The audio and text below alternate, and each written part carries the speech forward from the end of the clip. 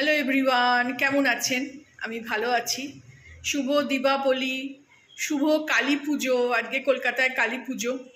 দীপাবলি, দিওয়ালি আর কালী পুজো একসঙ্গেই পড়েছে।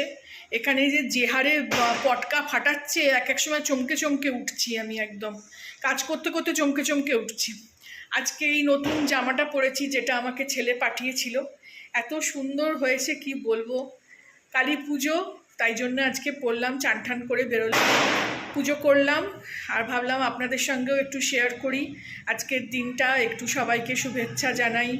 তো সেই জন্য ব্লগটা এখানেই শুরু করলাম, মানে ছোট করেই করব। তো ঘর ঝাড়ু পোছা হয়ে গেছে, পুজো হয়ে গেছে, চান করে বেরোলাম। তো চলুন দেখি কি রান্না করেছি আজকে। কালী পুজো, ভাতও খাই না, মাছ মাংস কিছুই খাই না। চলুন দেখি, দেখাই কি রান্না করেছি। এদিকে আজকে রান্না করেছি পরোটা, ঘি দিয়েই ভেজেছি। সাদা আর লাল আটা মিলিয়েই করি আমি, একরকম আটার করি না, সবসময় দুরকম আটা। মেয়ে যেহেতু সাদা আটা খেতে, সাদা ময়দাটা খেতে ভালোবাসে, ওই জন্য একদম সাদাটা না করে একটু আটা মিলিয়ে নিই। আর এদিকে করেছি আলুর দম, বেশ কষা কষা করে আলুর দম করেছি। এই আজকের মেনু।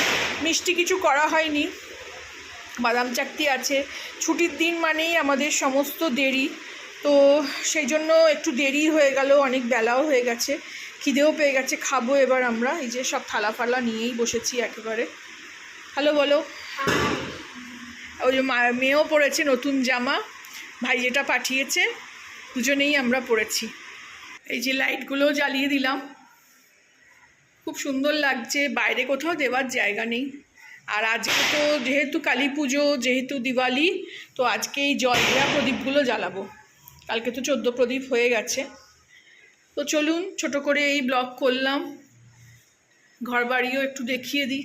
সব পোছা হয়ে গেছে, পরিষ্কার মেয়ে করেছে সব, করেও চান করে নিল। এদিকে পুজো করেছি। ভালো লাগলে আমার চ্যানেলটাকে একটা লাইক, শেয়ার অ্যান্ড সাবস্ক্রাইব করে দেবেন। যারা এতক্ষণ ব্লগটা দেখলেন, অবশ্যই একটা লাইক করবেন। Thank you for watching.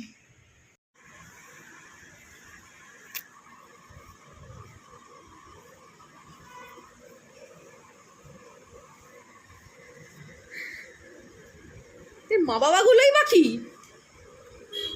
মা বাবাগুলোকেও তো পাঠাবো।